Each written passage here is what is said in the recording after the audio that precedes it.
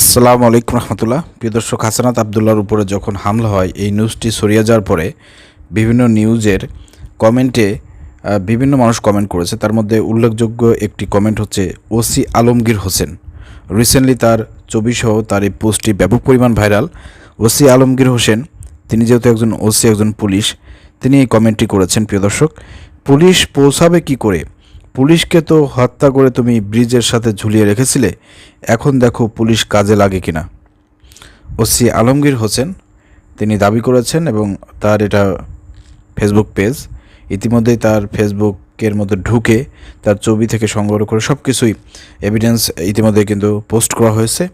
তো তিনি লিখেছেন, পুলিশ পৌঁছাবে কি করে। মূলত হাসানাত আবদুল্লাহর উপরে যখন হামলা হয়েছে তখন অনেকেই পোস্ট করেছে যে দ্রুত প্রশাসন যাতে পুলিশ হাসানাত আবদুল্লাহকে যাতে প্রোটেক্ট করে, তাকে উদ্ধার করে। এই জন্য অনেকেই এই বিষয়ে পোস্ট করেছে, লেখালেখি করেছে, সংবাদ মাধ্যমে এটা এসেছে। এরপরে ওসি আলমগীর হোসেন যখন এটা দেখেছে তখন তিনি তার প্রতিক্রিয়া তিনি এখানে ব্যক্ত করেছেন। তিনি বলেছেন যে পুলিশ পৌঁছাবে কি করে? পুলিশকে তো হত্যা করে তুমি ব্রিজের সাথে ঝুলিয়ে রেখেছিলে, এখন দেখো পুলিশ কাজে লাগে কিনা।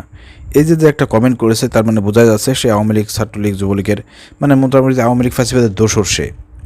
সে এই ধরনের কমেন্ট এখানে কীভাবে করতে পারলো, যে পুলিশটা জুলাই আগস্টে ছাত্র জনতার উপর গুলি চালিয়ে অসংখ্য ছাত্র জনতাকে শহীদ করে দিয়েছে, সেখানে সে বলতেছে পুলিশকে নাকি ঝুলিয়ে ব্রিজের সাথে রেখে দেওয়া হয়েছিল। এখন তিনি বলতেছেন যে এই পুলিশ কাজে লাগে কিনা দেখো।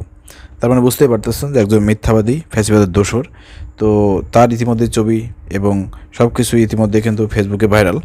তো আশা করা যাচ্ছে যে খুব দ্রুত সময়ের মধ্যে এই ওসি যেখানেই থাকুক না কেন, তার বিরুদ্ধে সরকার হয়তো আইনানুগ ব্যবস্থা নেবে। প্রিয় দর্শক, আপনারা স্ক্রিনে দেখতে পাচ্ছেন তার ছবিসহ। এ বিষয়ে সাংবাদিক ইলিয়াস হোসেন তিনিও একটা পোস্ট করেছেন। দেখেন, প্রশাসনে কারা আছে, এই ধরনের মন মানসিকতা নিয়ে যারা রাষ্ট্রীয় দায়িত্ব নিয়োজিত থাকে, তারা সাধারণ মানুষ ও বিরোধী মতের মানুষদের জীবনের নিরাপত্তা নিয়ে কতটা খেলা করতে পারে তা সহজেই অনুমেয়। এই ওসির বিরুদ্ধে দ্রুত ব্যবস্থা নিতেই হবে।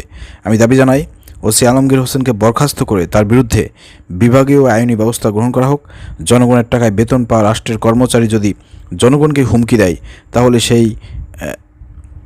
সে আর রাষ্ট্রের কর্মচারী নয়, সে জনগণের শত্রু। এই ধরনের একটি পোস্ট সাংবাদিক ইলিয়াস হোসেন করেছেন এবং তাকে দ্রুত আপনার আইনের আওতায় আনার দাবি জানিয়েছে। তো এই কথার সঙ্গে আমরাও একমত। ওসি আলমগীর সে নিজেই পোস্ট করে বিষয়টি ক্লিয়ার করেছে যেহেতু ওসি আলমগীর নিজেই এই ধরনের পোস্ট করে তার মন মস্তিষ্কর পরিচয় তিনি দিয়েছেন এবং তিনি কোন দল করতেন তার